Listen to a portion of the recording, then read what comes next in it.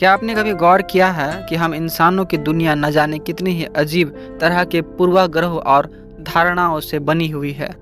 हम चीज़ों को वैसा देख ही नहीं पाते जैसे वे है, बल्कि हम उसे वैसा देखते हैं जैसा हमें बताया गया है। हम उसे वैसे ही मान लेते हैं। मैं बात करने वाला हूँ कोयल की।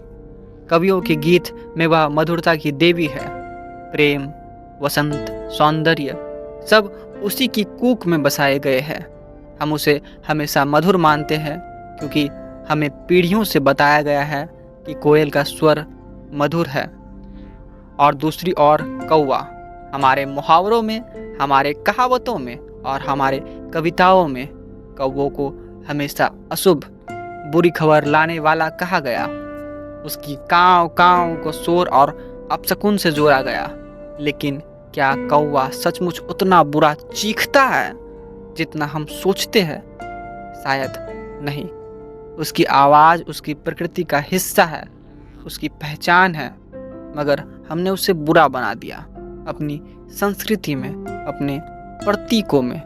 यहीं से एक गहरी बात समझ आती है। सत्य वस्तुओं में नहीं होती बल्कि हमारी दृष्टि में छिपा होता है। हमारा नजरिया ही तय करता है कि कोई चीज़ अच्छी है या बुरी। यही तो इंसान की प्रवृत्ति है। हम चीज़ों को वैसा नहीं देखते जैसा वे है, बल्कि वैसा देखते हैं जैसा हमें दिखाया गया, जैसा हमें सिखाया गया। हम दूसरों के बारे में राय उसकी आवाज़, उसकी शक्ल, उसके कपड़े, उसके समाज से बनाते हैं, बिना यह जाने कि उसके भीतर क्या है। कोयल और कौवा का मामला केवल पक्षियों तक सीमित नहीं। ज़रा सोचिए, हम कितनी बार किसी इंसान को देखकर तुरंत निर्णय ले लेते हैं, यह अच्छा होगा, यह बुरा होगा। लेकिन क्या हमने उसकी पूरी कहानी जानी है? क्या हमने उसके संघर्ष को देखा है, उसकी परवरिश, उसका दर्द, उसका अकेलापन? नहीं, हम केवल वही मानते हैं जो समाज ने हमें पहले से बता दिया। शायद जीवन का सबसे बड़ा सबक यही है कि हर आवाज़ का, हर व्यक्ति का, हर अनुभव का एक अलग अर्थ होता है। कभी कभी जो चीज़ें हमें बेसुरी लगती है वही हमारी ज़रूरतों की धुन होती है, और जो चीज़ें हमें मीठी लगती है वही भीतर से खोखली हो सकती है। कोयल की मीठी आवाज़ में कभी कभी छल भी होता है। वह अपने अंडे किसी और के घोंसले में रखती है, अपनी जिम्मेदारियां टाल देती है। वहीं कौवा, जिसे हम बुरा कहते हैं, अपने बच्चों को खुद पालता है। जरा सोचिए, क्या अच्छाई और बुराई का पैमाना आवाज़ से तय किया जा सकता है, या फिर हमें गहराई में जाकर देखना होगा कि सच में मूल्यवान असल में है क्या? यही समस्या हमारे पूरे जीवन की है। हम सत्य को देखने से पहले ही उसमें लेबल चिपका देते हैं। अच्छाई, बुराई, शुभ, अशुभ सब दूसरों के कहने से मान लेते हैं। लेकिन सच्चा दर्शन क्या कहता है? वह कहता है, दुनिया जैसी है वैसी देखने की कला सीखो, ना कि जैसी तुम्हें बताई गई है।